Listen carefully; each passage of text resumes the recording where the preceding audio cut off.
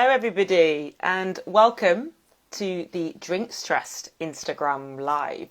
So, first of all, why am I here and who am I? So, my name is Jaega, and I'm the head brewer of a little brewery in East London called Wildcard Brewery. I am also a brand new patron this year for the Drinks Trust. So, I am hopefully going to be flying the flag for beer with the Drinks Trust over the next 12 months. And it's one of those things, the Drinks Trust, they for a very, very long time, they're a very, very old charity, started in 1886. They have been really flying the flag and really helping to provide care and support for people that work or have worked in the drinks industry. So if you need mental health support, or if you need financial, emotional, practical, vocational support, or even just any advice, really, it's really nice to have someone like the Drinks Trust, a drinks charity, who you can just call and really ask for advice. The beer industry specifically and the Drinks Trust, it would be amazing if we could get some closer bonds between those two, hence why I'm on board. And in that vein, so I was asked to guest edit the Drinks Trust new newsletter. And as part of that, they asked me to do a Q&A with someone in the drinks industry who I admire. Someone who I think is doing really, really great stuff. So rather than just sending out an email and doing it that way, decided to do an Instagram Live because I love a little bit of an Instagram Live me, and also decided to really shine the light on a brewer who I have admired for a really, really long time. And I got the opportunity to brew with her this year. Last year, the pandemic has been so long. I'm forgetting my years. No, tail end of last year, I managed to brew with her. She's one of the most experienced brewers in the country. She's one of the most experienced brewers in Europe, actually. Her name is Charlotte Cook, and I'm going to be bringing her on. I'm going to bring her on straight away, actually, because there's always that ridiculously awkward moment, Instagram Live bit, where I'm searching for her, but there she is. So I got a chance to brew with Charlotte when she was brewing at Cloudwater Brewery. So I got to firsthand experience her in all of her glory. So tonight we're just going to be just shining the spotlight on her and on the career of brewing. Charlotte, hello. Hello. Hi. Hello. How are you? I'm very well. How are you? Yeah, I'm good. I am good. I'm feeling more optimistic. Don't know how you're feeling. I'm feeling pretty good, actually. I don't know, I think maybe now that there's been a little bit of better weather, everything just improves. Yeah, do you reckon it's the England getting through to the quarterfinals? Well, as a half Scottish, half Geordie person, it's you know. Problematic. But okay, so let's start at the very beginning because I never like to chat without a drink in hand. So let's go from the very, very beginning. Charlotte, what booze have you got on you now? I'm actually having a drink-free day, so I've got Yay. soda. Nice. Also good. Also good. Also good. But I do have a can of my latest beer though to talk through with you. Excellent. Excellent. So I've got two beers actually. I've got the new Wildcard Brewery beer, which is the one I work for. So obviously I've got to have that one. So that's a 4.8% pale. And I've also got a Bianca Road 6.8% Machuca and Amarillo IPA with me as well. So I'm going to be cracking both of those open. I think I'm going to start on the pale. So from the very beginning, Charlotte, tell me about the beer you have in your hand. Tell me all about it and the one you've made. So this one's called Over the Hump. So it's from a new brewery which is called Coalition Brewery, based down in South London. And this one, it's white ale.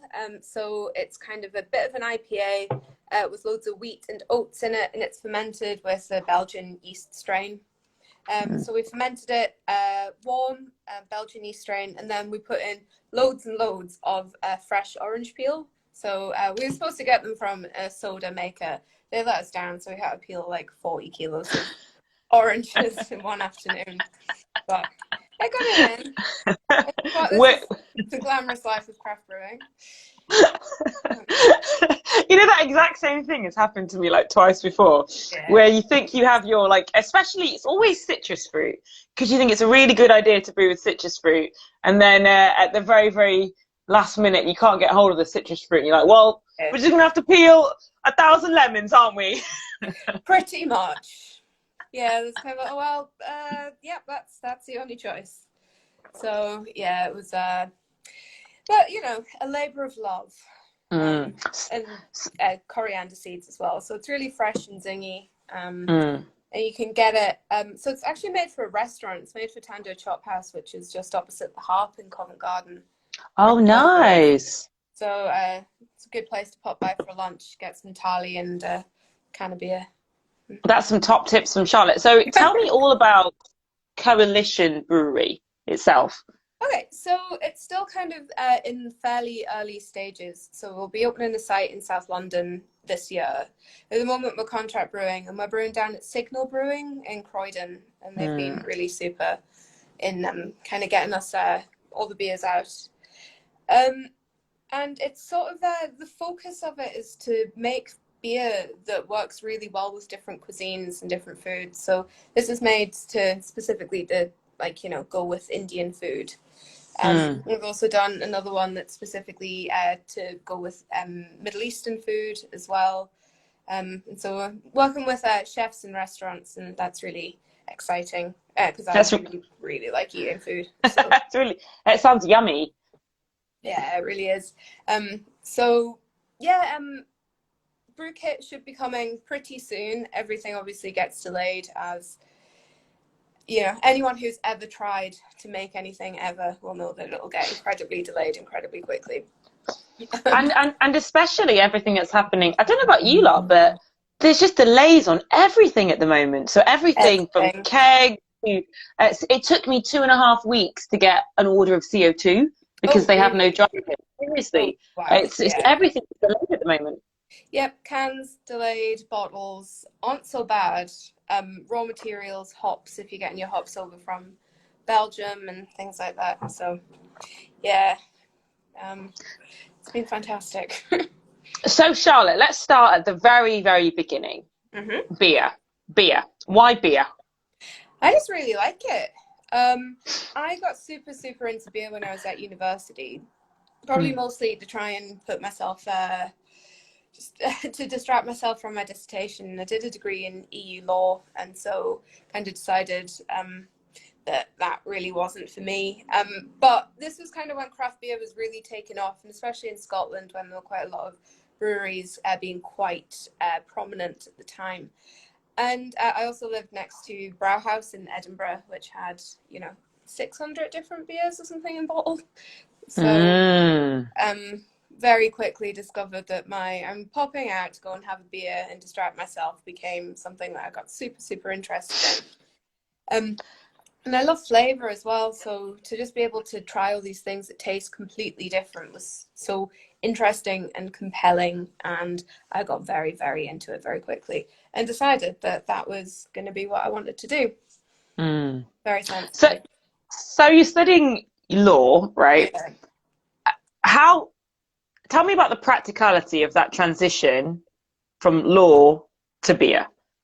I basically just didn't do anything with the law degree. I just moved back up to my parents' house and decided that somehow or other I was going to learn how to brew. There's quite a few sort of small places up around there, but I did actually end up getting a sort of entry-level position at Brewdog in Fraserburgh. So that kind of that was my first stage into the brewing industry. But that wasn't really necessarily a brewing position. That was a sort of doing all of the grunt work, digging out the mash tun. And that was a big mash tun.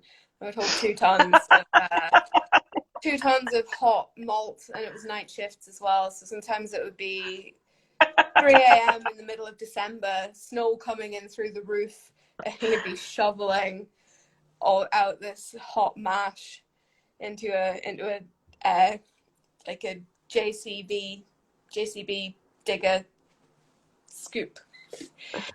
Yeah, glamorous. So, yeah, so say for everyone out there who's watching who thinks brewing is glamorous, 2 tons of malt in the middle of the night at Brewdog. So how did you make your transition from like doing the kind of very very entry level jobs like digging out the mash tun to actually being able to get on the brew kit? Mostly just through necessity, really. It's a very if anyone who's watching has ever been to Fraserburgh, it's not exactly the most you probably wouldn't want to move there unless you had a good reason to. Not to diss the Broch, but it's you know, there are more exciting places. So it could be hard to attract people to come, because why would you want, if you had the option of a job in London or the option of a job in a fishing port in the middle of nowhere, then you're quite likely to kind of pick the London job. And it was just so busy. It was a 24-hour constant production. It was constantly just go, go, go. So yeah, it was just out of necessity, really. And also, I'm quite persuasive when I want to learn something. I get really upset if I don't know how something works. So if I'm kind of looking at something, it's like, what are you doing? Tell me all about it. And then I'll kind of just muscle my way in until I end up doing it. So we've had a comment on that from SAS Murray. Nice fish and chips, at least. Yeah, so the fish and chips are good. Scott was my old flatmate in Ellen, and we did take a few drives back up to the coast to get fish and chips when we lived together. So yeah, it's good fish and chips. So how long were you at Brewdog in total? About 3 years. 3 years is so you started out digging out the mash tun, and what were you doing by year 3? So by year 3, so I'd actually gone back to Fraserburgh and sort of done that as a pilot brewery, but the financials of it just weren't really very feasible, nor was being in Fraserburgh by myself. But actually, by the time I left Brewdog, I got really, really ill, so I couldn't do very much, and that was nothing to do with the job or anything. That was just sheer unluckiness of having bad genes. So by the time I was leaving, I was just kind of like reviewing paperwork and stuff like that, and like cellaring and things like that. It wasn't really what I wanted to do. But so you know. so what did you want to do, and where did you go next? I just wanted to keep making beer, and I really liked the creative side of it. So after that, I went for a little while and worked at a brewery on the Moray First Coast called Windswept, which is just very, very small cask beer. But I wasn't there for very long, and then I went to Pohjola in Tallinn. So that was kind of the next place, and that was really interesting. So that's just back up there. That's a massive jump. So to go from Scotland, Yeah, that's to there. That's huge. So the guys who set up Pohjola, they actually came to Brewdog in Fraserburgh about a year and a half before they set up, and just to learn to kind of get some practical brewing experience. And they poached one of the brewers there. So when I was kind of looking for something else, and I'd been to Tallinn and thought it was beautiful, so I really wanted to just go back and kind of experience it. And I was there for just over a year. That's really good. Yeah. So what's that like as a place? What's it like to brew in a different country? In Estonia, I found some things like really quite hard, just because the language is so different from any other language. It's Finno-Ugaric, and it's just unless you're a native speaker, it's basically impenetrable. So trying to work things out, like it's not like where you're looking in German and you might be able to kind of figure out what a word is. Yeah, it was just, and it was dark, very, very cold. But it was really interesting because it was a different kind of style of brewing, lots and lots of barrel aged brewing, loads and loads of stouts, but also kind of using the ingredients. So Estonian culture's really quite connected to the environment and the native like flora. So we'd use a lot of native fruit, a lot of like pine, what they're called, like spruce tips and things like that. Mm. You can use the water from birch trees. If you tap birch trees, like you tap maple trees, you can collect water that's slightly sweet and has quite a unique taste. So you can kind of you can use that. So there are loads of different opportunities to kind of play around with different techniques and do like quite fun beers. So all this is like super creative brewing. Like this is what we get into it for, right? Yeah, and it's definitely what I enjoy doing the best. I love to be given a brief and then kind of work out how to get the end beer from it.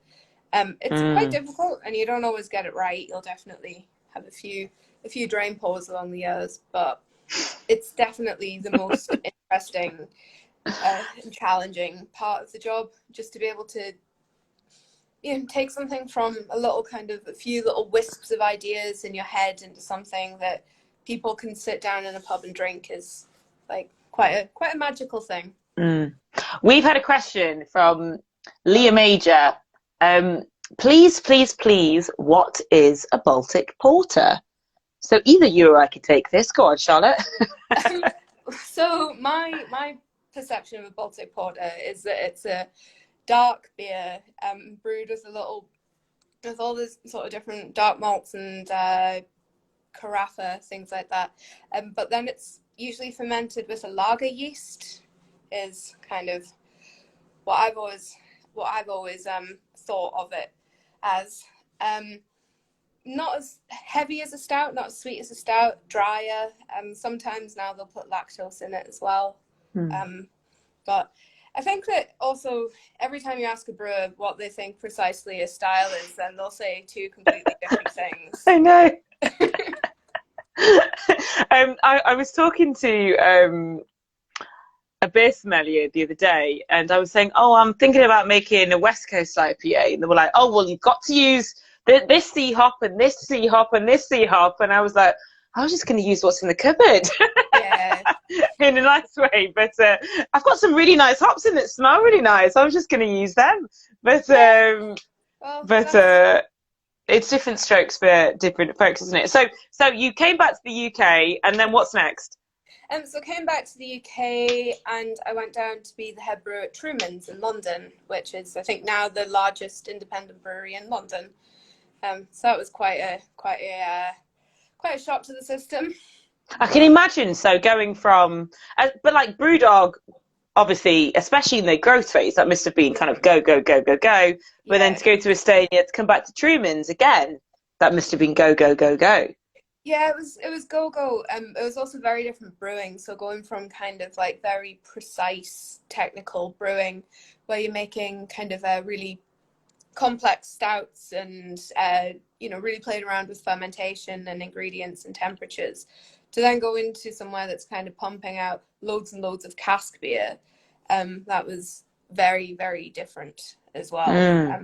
Until that point, I'd never really made cask beer before. I'd only ever done kegged and bottled beer, and so that was a learning curve as well. Just because, like, in my mind, all the stages were kind of doing everything a week later than they would do it, just because it was such a different product going out. So it was good to learn.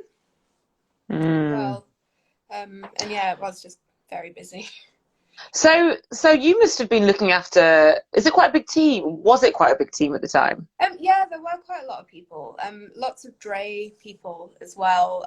So it would be kind of a lot of people to kind of take care of and make sure that everybody was all right. And to make sure that everybody knew what they were doing as well. So I think I went in and kind of didn't make a huge amount of kind of changes straight away, but tried to really adapt it and make it a bit more friendly to the workers. I think it also been a bit of a kind of just pumping out lots and lots of cask beer. Yeah. Well, I mean, my question to you, Charlotte, how do you look after your staff's well-being? I think you just have to really, you have to engage with them and you have to speak to them. You have to make sure that they're on board with what it is that you're trying to do. Because if you're telling them what to do and they don't want to do it, then yeah, they might do it, but they won't necessarily do it well and they won't do it happily. And I think you have to speak to them. You have to have open and frank communication without it being sort of an unpleasant hierarchy. So you have to have it so that you can have this conversation with somebody, but they have to be able to be very happy to speak back to you truthfully and not just say, yes, everything's fine. Oh, no, don't need to change anything. You have to have that kind of open and honest communication. Which is that's quite unusual in a boss-employee scenario, if that makes sense. Yeah, but I've had so many terrible managers who've just kind of done it that way, where it's kind of do as I say, and then, you know, go home and grumble about it to your flatmates. That's not useful. That doesn't make anybody do their job any better. And I think that also that if you empower people to be able to speak up for themselves, then that's a really useful thing for them as well as for you. Because if you're getting it wrong, then you want to know that you're getting it wrong and you want to be able to fix it. If I was, you know, if the way that I was behaving towards people working in the brewery was, if they thought that I was, you know, being unfair to them, then I'd want to know and I'd want to fix it. And I want to know where that breakdown of communication came from too, as well. So it's kind of an honesty between employee and employer and employer to employee. I think so. Yeah, you do have to be honest with people. People can tell when you're bullshitting them. So it's best just not to do it. So what's next? So your head brewer at Truman's making cask. That's cask. Got a bit fed up with that. Then I went to Hamilton Brewery and made lots of stouts with silly flavors in them. Oh, so Hamilton. So they make their peanut butter? Yeah. Is it Hamilton? Butter. Yeah. Yeah. So that's kind of I think that, you know, that kind of beer all has a place, and I know that a lot of people do really enjoy drinking these kind of, like, you know, pastry stouts, peanut butter stout, cake flavored stouts. But I feel that if I want to make a beer and it's going to be chocolate flavored, I'd much rather use actual chocolate, even if that's way more expensive, way more difficult, and means that I've got to faff around. I'd much rather use that and get that actual real chocolate flavor than using kind of like, you know, the industrial flavorings that you get in, say, cakes and stuff like that. It's the difference between like cherries and cherry drops, isn't it? It? But I've brewed with cherries a number of times and it's bloody hard. Yeah. It's not easy trying to get that cherry drop flavor, right? Yeah. And that's it. Like, you know, you are ultimately sort of playing around with all of these natural things that you don't know actually how they're going to react when you into beer. So, you know, we've made mango beers before and they've ended up just being absolutely disgusting because mango is not a good comment. Yeah, I've also learnt that lesson the hard way. And it's one of the things, Charlotte, you must know, there's no rule book to these things, especially when you're working with like weird and wacky ingredients. Like the interaction with the malt, the hops, the yeast, a lot of it is very unknown, and a lot of it you're very reliant on trying it, and you're very reliant on speaking to other breweries and just having a bit of a chat. Yeah, that's it. I think if ever I've been like tempted to use an unusual ingredient, then I would generally try and speak to a couple of people and be like, hey, have you ever used papaya before? How did that turn out? Sort of thing. And you know, share knowledge, because if they say like, oh god, don't do that, that's going to be an absolute nightmare, then it'll make you think twice about doing whatever it is that you're doing. I had that with guava. So I was making a tropical sour, and I was going to use mango, guava, passion fruit, you know, all the tropical flavors, right? And bungo flavor. Yeah, it was actually very delicious. And then I was talking to Pete from Hackney Brewery just idly, and he was like, don't do it.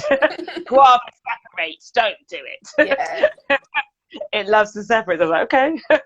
And he was like, we had it, Pressure Drop had it, everyone's had it, don't use it. Yeah. So that was quite fun. But Charlotte, what are some of the challenges that you've had in your career? Oh, I mean, there've been lots. Well, it's a tricky one. Just trying to think about about it. Uh, Often just being taken seriously has been Mm. quite difficult. I mean, you know me, but I'm just like this. I'm tiny. I've got really long hair. I tend to dress a bit like a peacock covered in glitter. I'm not at all a stereotypical brewer. And I think that's important that we all work together to kind of get rid of all these like ridiculous stereotypes. But also the fact that I am really small means that sometimes I just can't reach things, or I can't kind of lift a certain weight. I'm pretty strong, but I'm not a 6'6" man who can lift up something really easily. And I think that occasionally I'll either be passed over because people think that I can't do it, or if I do try and do it, then it can be quite hard to get accommodation to kind of Mm. help me, because I can't do the same that they can do simply because I'm physically different. Mm. That's always been quite a challenge that I've noticed. That's quite hard. That's quite hard because I know what I've always found on the practical side. So today, for example, I was mashing in today, and it is I'm trying to think of the total quantity. It is 400, 475 kilos that we have to manually get into the mash tun, and it's a 12 barrel kit.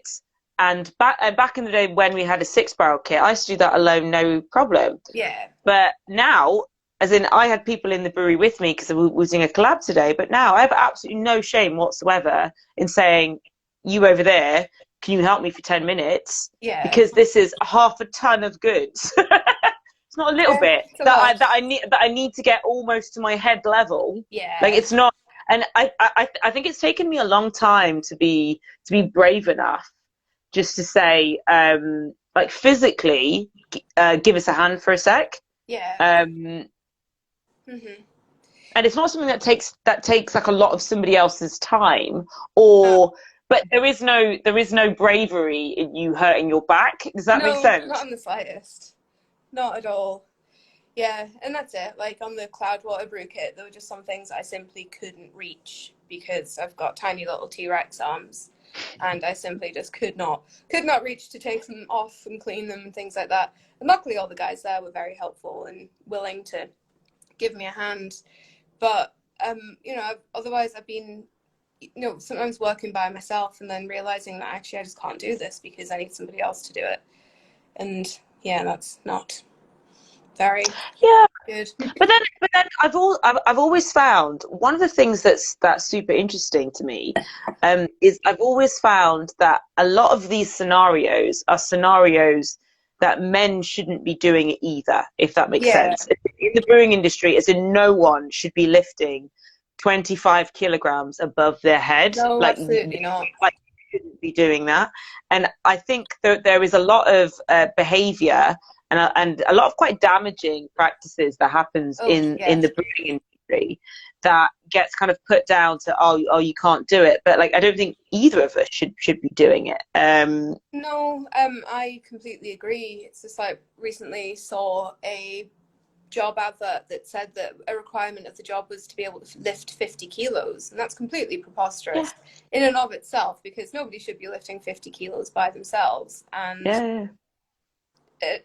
yeah, and it's also very ableist to say that that's a requirement of the job. mm, But yeah, a lot of practices are just sort of standardized, like accepted. Um, so yeah, to lift up lots and lots of heavy things, really long working hours, working in hospitable environments, so in the cold or in extreme heat, a lot of noise, things like mm. that are just accepted. And I think a lot of really bad practices have become ingrained. And people almost see it as kind of like a badge of pride, as if they have to go through all of this unpleasantness in order to prove that, oh yes, I am actually a capable brewer. I did it at this, like, you know, this place, it was worse than where you had to learn. Whereas I don't understand why we don't all just work together to work out how to do all of these things safely, where nobody ends up getting a knackered back at 35 because they've had to lift 25 kilos above their head 200 times a week. Right. And it's one of the things that really shocked me when I started working in the brewing industry was just how bad the chemical safety was. Oh yeah, it's So really bad. it was really, really shocking. So I kind of came from like a chemical kind of lab background, and then all of a sudden, so the worst was when I used to hire brewers, and they would come to me, and trying to get brewers who've been trained elsewhere to wear gloves, an Yeah. absolute nightmare. And like there is no, as someone's boss, there is actually no other solution apart from every time you see them without gloves, being like, oi, oi, oi, oi, oi, where are your gloves? But which makes you not the most popular person in the room, I can imagine.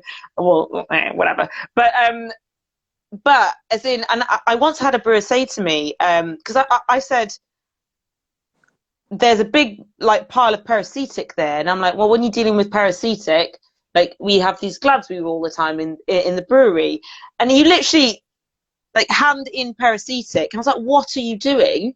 And, and he was like, oh well, none of us have fingertips anyway.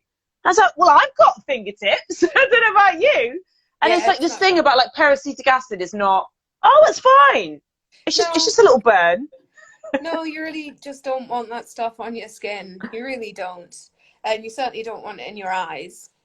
You know, there's Yeah, those who will just be cavalier, engage the safety squint rather than putting on some I've some not heard that. goggles. Engage the safety screen. Yeah, it's not very safe. No, it's not very safe. It's not the same as a pair of goggles, is it?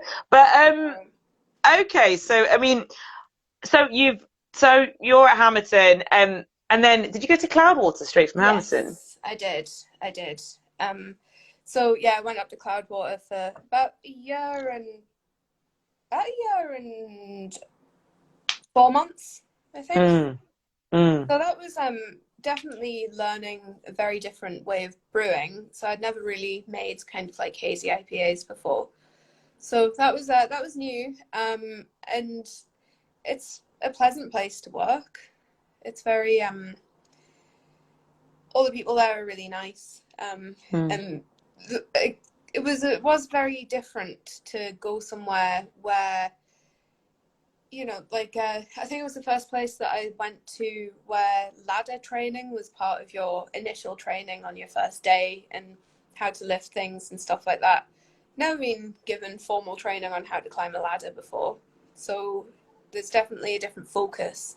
And I think that that's something that a lot of breweries can learn from as well, is to take the focus of looking after people and doing things properly rather than just kind of pushing out beer as quickly as possible. mm. I wonder what has to happen for that kind of attitude to change on the health and safety side. I don't know. It's kind of like, even if horrible things happen to people, then, you know, people will just continue to be cavalier. It's just like, you know, yeah, I don't know how you change it other than people taking it into their kind of own hands. But that's not really how it should Or be. it's possible, yeah. Yeah. So we've had a comment from Classic and Craft. Sometimes it feels like if you admit you struggle with one aspect, you won't be taken seriously further down the line. I would say that's probably pretty true. Mm, And I don't think it should be. I think we have to take people as they come. Some people can do some things, others can do others. And we shouldn't criticize or belittle people for something that they struggle with. Um, we should encourage them to be open about the things that they're finding difficult and working out solutions that mean that they can do it. And if that mm, requires help, or if that requires adapting the workload, or adapting, like, you know, the kind of hardware of the brewery, then that's what we should be doing, rather than kind of saying, oh, well, you can't do this, so therefore I'm going to make life difficult for you. Mm. Which they really. And yeah, and for everyone watching, I mean, that's exactly what charities like the Drinks Trust do. If you want an opinion that's not your own or someone you work with, and you want an outsider perspective, like give them a call, and I'm sure that they can chat through with you like what's realistic and what's usual for an Mhm. employer, which is a lot of what doesn't happen in the brewing industry. Yeah, Um, very much. So, Charlotte, of all the beers you've made, what's been your favourite beer? Ooh, my favorite. I think when I was in Tallinn, I made a Scotch ale that was called Mel Gibson. I didn't name it. I think they were just trying to be mean to me. But that was a Scotch ale, and we aged it in Speyside whiskey casks for about 9 months. That was really delicious.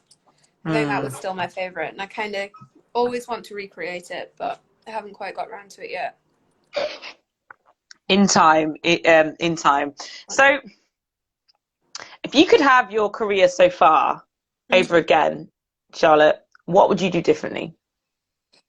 Um, I would take more time off for myself.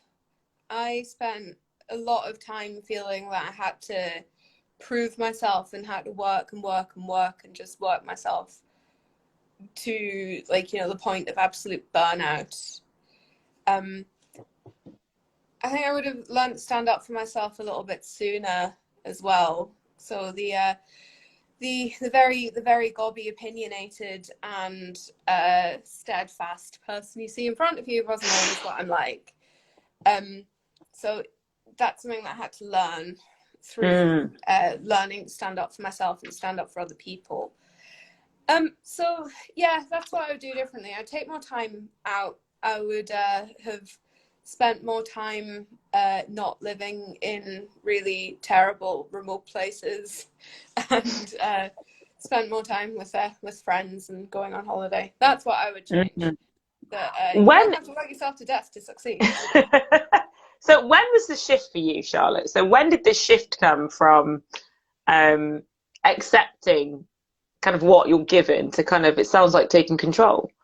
I think probably when I was at Truman's, because there were people that I had to look after, and there were people who weren't treating them very well. And so I had to then become a buffer, which is quite a hard thing to take on.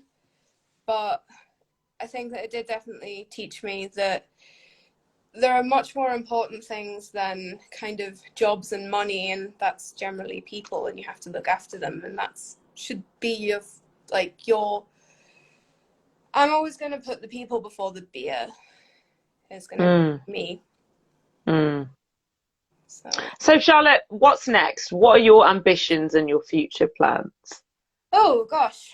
Well, currently at Coalition, we've got some really big plans, which are really exciting, and hopefully going to make some really tasty beer that you'll all get to have very soon.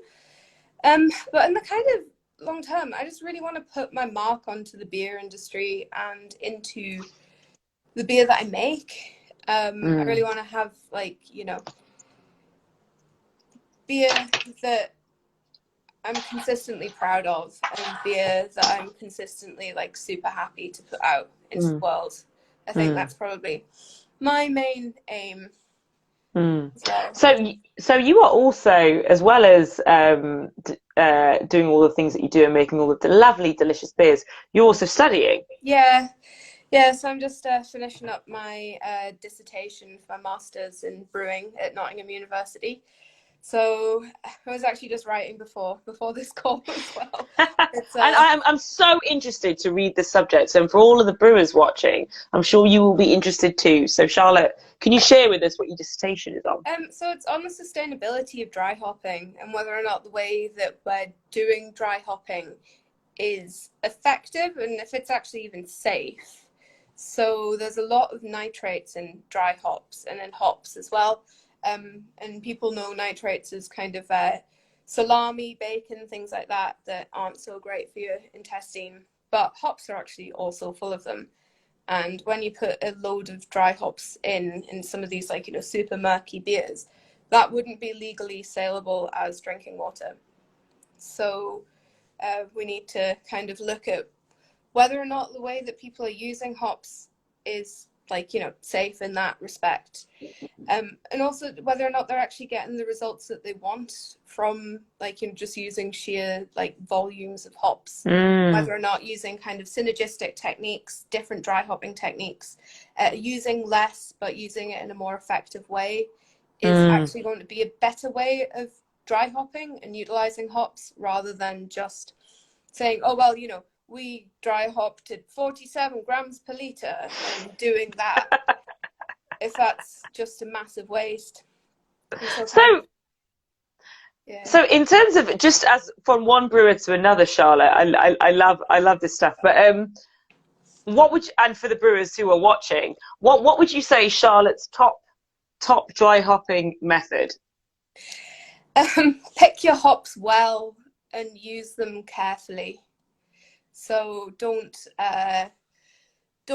just bung them in. Think about actually what's going on within your fermenter. Think about kind of what flavors you're going to get out of it at different stages. If you want to use bio transformation, things like that, or if you just want to go straight for the characteristics that I always get tongue-tied about all this sort of stuff. But yeah, don't just get a load of hops because they're trendy or because you've seen other people using them and whack them in. Actually, like, experiment, build it up, try using maybe 5 kilos of Cascade and 5 kilos of Idaho 7 and see what you get from that, rather than just bunging 20 kilos of Idaho 7 in. That's not clever brewing, and it's also just a massive waste. There's something that costs an absolute fortune and is grown in a water lacking environment. So it's all about layering up that flavour. Absolutely, yeah. There's so studies have shown that even if you double the dry hopping technique, then both on machine readings and sensory analysis, you don't actually get more of the hop aroma or citrus or anything like that. You might actually end up getting more vegetal and spicy notes that people generally want to try and avoid. Yeah, I mean, everyone's welcome to read it when it's finished. No, I am. Whether or not it makes any sense is No, honestly, I am thoroughly looking forward to it. In a completely no pressure, I know you're still writing it kind of way. Yeah. Well, Charlotte, I just want to say an absolutely massive thank you for joining us on the Drinks Trust Instagram Live. I absolutely love hearing about people's career and about how they've kind of got to where they are today. And I think you're an inspiration. You're certainly an inspiration for me, and I'm sure you're an inspiration for lots of people watching. So we're going to say goodbye. Thank you very much for joining us, everybody that's watching. And yeah, and hopefully I'll see you soon. Yeah. Bye. Bye.